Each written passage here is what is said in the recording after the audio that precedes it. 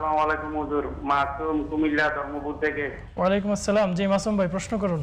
প্রশ্নটি পবিত্র কোরআন থেকে সূরা হুদ আয়াত ৮২ অধ্যায় ১১। সূরা হুদ আয়াত ৮২।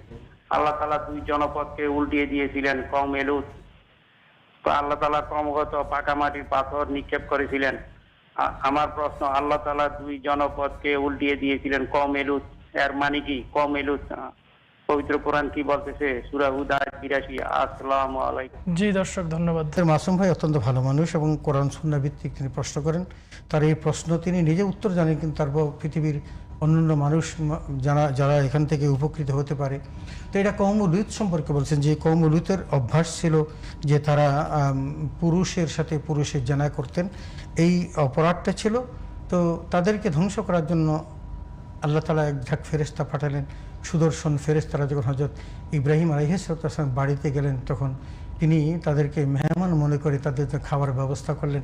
কিন্তু যখন খাওয়া সামনে দিলেন, তারা খাওয়া গ্রহণ করছিলেন না। এতে শঙ্কিত হয়ে গেলেন যে ঘটনাটা কি। তখন তারা বললেন যে আমরা আল্লাহর ফেরেশতা।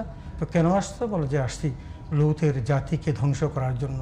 এবং তারা যখন লূত আলাইহিস সালামের বাড়িতে গেলেন, তখন তারা গিয়ে তাকে মেসেজ দিলেন যে কী কারণে এসেছেন। কিন্তু এদের যে চেহারা, এদের যে সৌন্দর্যতা, তিনি শঙ্কিত হচ্ছিলেন যে তারা তাদের সাথে সেই অন্যায় কাজটি করার জন্য আসে। ঠিকই তারা আসলেন, খবর পেয়ে গেলেন, আসলেন এবং তার বাড়িতে ঢোকার চেষ্টা করলেন।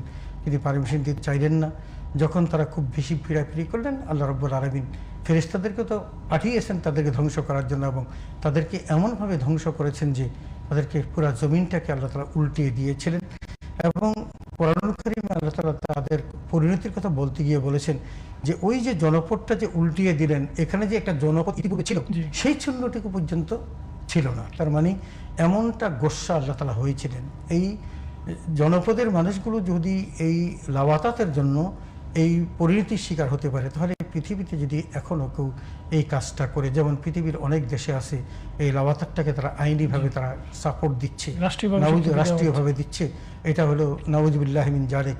যেই কাজটা আল্লাহর কাছে গর্হিত, সেই কাজটা পৃথিবীর কোনো মানুষের কাছে বৈধ হতে পারে না। অতএব এটা যারা করেছেন তারা যথেষ্ট অন্যায় করেছেন। আল্লাহ তাদেরকে শুভবুদ্ধির উদয় হোক এবং আল্লাহ তাদেরকে এই পথ থেকে ফিরে ব্যবস্থা করেন। জি আমিন।